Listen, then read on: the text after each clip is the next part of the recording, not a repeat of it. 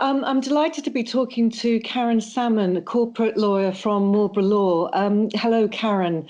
You must be a busy time right now helping your clients weather this storm. Good afternoon, Penny. Yes, we certainly are quite busy, and it is a storm out there, I'm afraid. I think the key point we're helping our business clients with at the moment is understanding what the government is actually offering and the timescales and basically the requirements that the government are asking.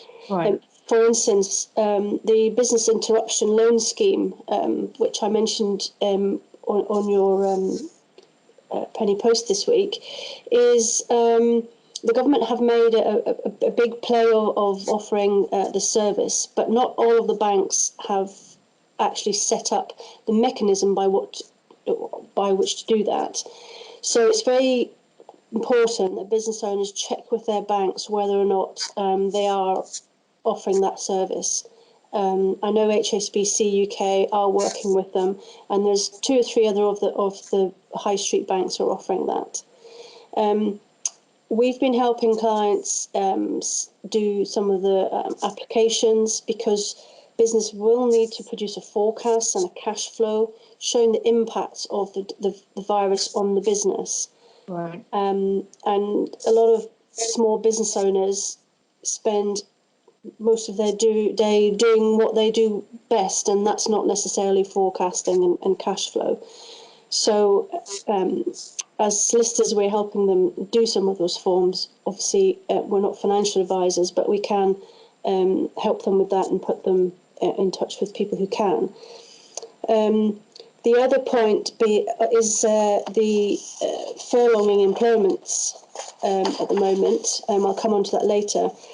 But we are also helping businesses with some of their debts, outstanding debts. These are debts they might have had before this all happened. Yes, outstanding invoices. A lot of people have got outstanding invoices out there in the field and are expecting payments for them. But with all the work being stopped, some people just aren't paying their suppliers or their contractors. And we're trying to work with customers to make sure that they don't alienate suppliers, because they will need them in the end.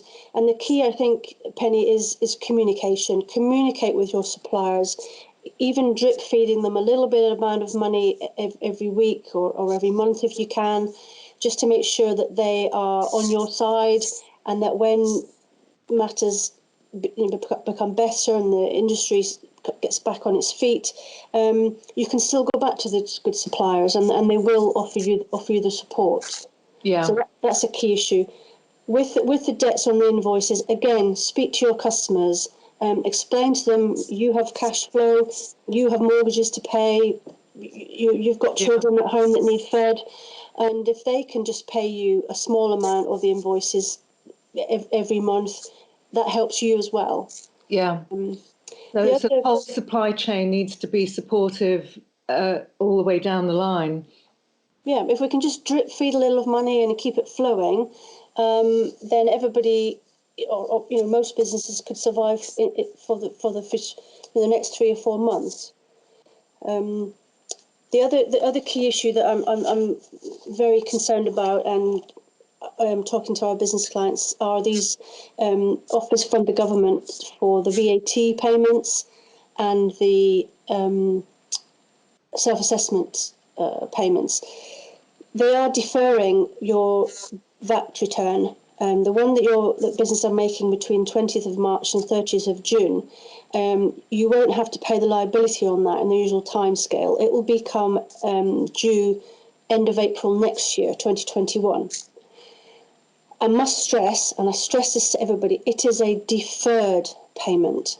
It has to be paid. It'll still be a liability on your books. It'll still be a liability for the company, and the government or HMRC will come for that money at some point. Okay, so they're not writing it off. No, definitely not. And again, if small businesses can open a little fund somewhere and drip feed your VAT payment money into there, that's that's a good business practice to do over the next few months. Otherwise, you're just deferring the problem to 12 months down the line. Exactly, and you'll by the end of April 2021, there'll be a whole new set of problems with all the liabilities not being paid. Yeah. So that's basically most of our work at the moment, is helping small businesses to talk about that. We get a lot of phone calls saying, "Oh, I want to sue somebody, I want to take them to the court, I want to do this," and we're not a firm for marching people into court. We like to do it by communication and just being honest with your suppliers and your customers. Tell them what you're going through and explain that you need some help. I mean, one thing that can be said for this crisis is that everybody is in the same boat. So if everybody can stay supportive, then hopefully it'll be a kind of givers gain situation, and everyone can help each other stay in business. Definitely. Yes, Penny, that's the best way to approach this at the moment if you're in a small business, is help each other. And whether that is with drip feeding money or explaining a form that needs to be filled in, because there are going to be lots of forms floating about. Oh, gosh, I know. I mean, you were saying about small business owners not having the time and headspace to do forecasting. I mean, this is putting people way out of their comfort zone. Even people who run very successful businesses, they probably never had to deal with this level of accounting and reporting and forms filling out ever before. No, because they're probably, tradesmen and very good electricians and as you say, have run a successful business. But some of the systems and everything that is going to be set up over the next few months are going to be very, very complicated. Yeah. So in terms of, we've said that your tax payments are deferred, but they're only deferred. Don't think they're written off. Mm-hmm. And talked about loans. If you're lucky, your bank will be one that will jump on board to what the government's suggesting. What about grants? So you're actually getting money in your pocket that you don't have to give back. There are grants available. There are grants available for small businesses. But again, you have to pass the eligibility. It's a big word for a Friday afternoon. You have to pass the eligibility criteria. There's the business rates. Small people who pay small business rates or no business rates can apply for a £25,000 lump sum as well. But again, these will be issued by a local authority, and they're not automatic payments. You have to prove that you need the money, basically. And okay. There's only certain things you can do with the grants as well. Oh, okay. Because I heard that the authorities would contact you. You didn't have to do anything. They would contact you, but I don't know if that's actually the way it's working. Well, I think that's the general premises that the authorities will contact you. But you know as well as I do, Penny, if they're not working in the office, and there will be limited staff in the local authority, there'll be a backlog. There'll be a complete backlog, and I think as business owners we should be more proactive and not sit and wait for the telephone to ring. Okay. Because it could take weeks. Okay, so that grant applies to businesses that have a premises, but it's small enough that they don't pay rates on it? Yes. Yeah. So people have a bigger premises and they do pay rates. Is there any relief for them? Not that I'm aware of right now. Okay. No, not that I'm aware of right now. But then there is obviously all the employment, the furloughing, which means that if you stop working, the government will pay 80% of your salary. Yeah, that's an employer instigated thing. You can't make a decision to furlough yourself. It has to come from your employer, and the reason that is because it's actually paid through the PAYE system. So HMRC aren't known for sending people checks.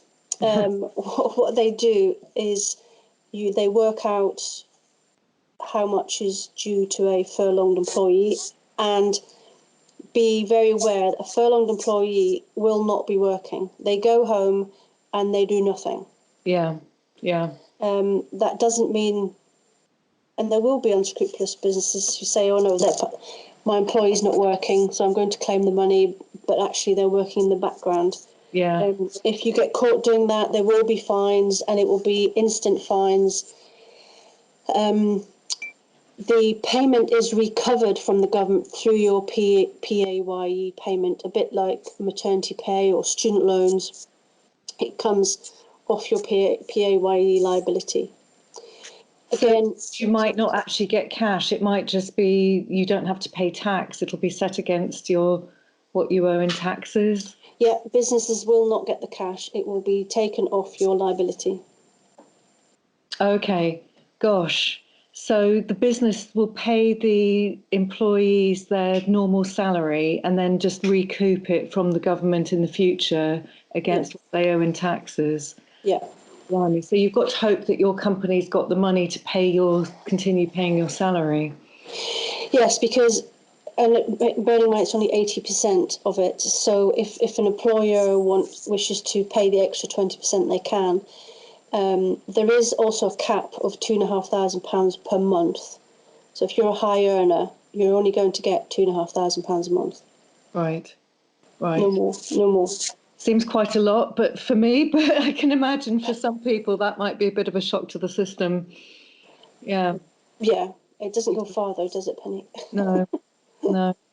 And for business owners who have a very low salary, I think it's called a director's salary. So you earn about £800 a month roughly, and then you get the rest of your revenue from the business through dividends. Mm-hmm.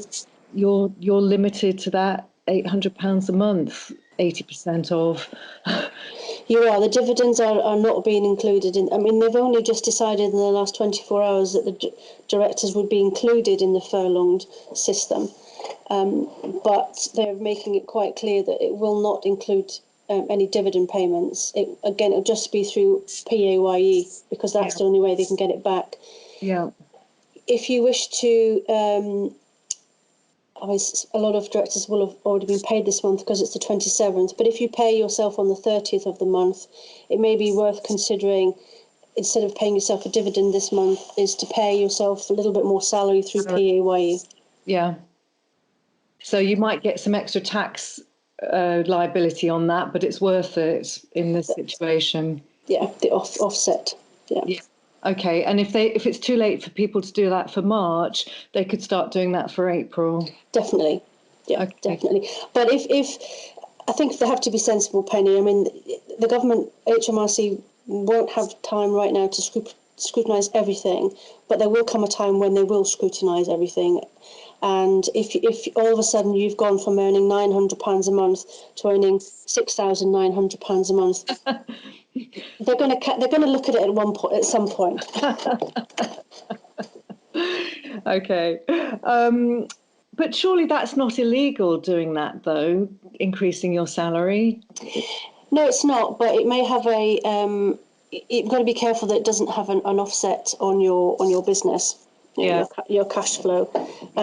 Because if anything happens further down the line and your company has to close or go insolvent, then your creditors will look at you and say, well, why were you paying such great big dividends when times were tough?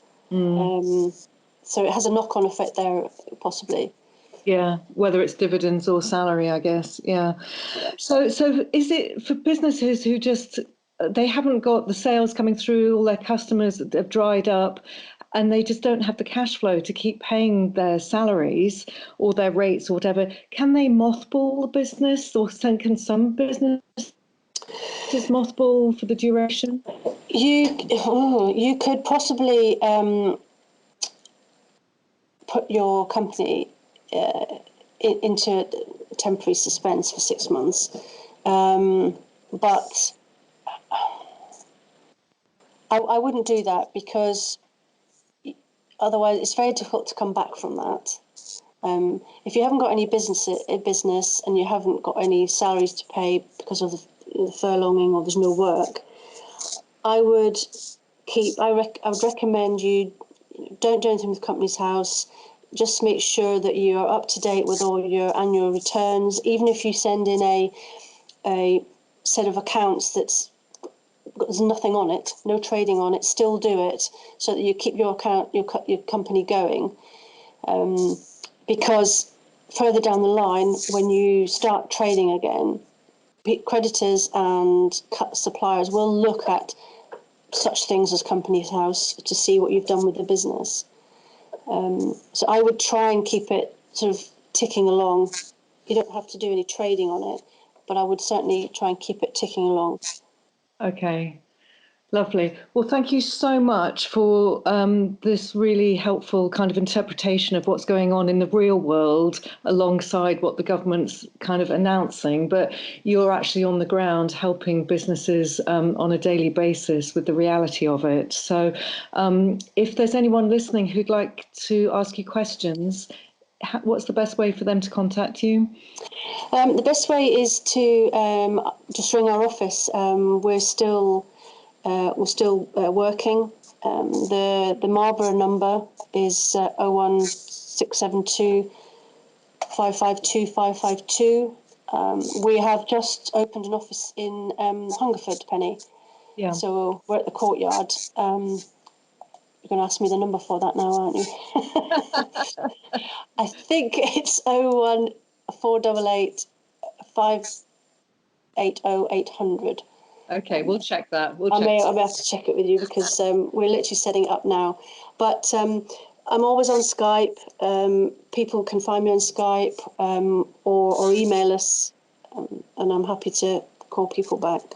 Lovely. Well, thank you so much. And we'll keep in touch with you over the weeks to see how things unfold, because I'm sure that's, I know a lot. Are you expecting any more changes or any updates, anything new at this point? I think there probably will be some more help for some of the manufacturing companies that are still going, because there are some manufacturing sectors that are still trading, but again, there will be problems with cash flow and debts.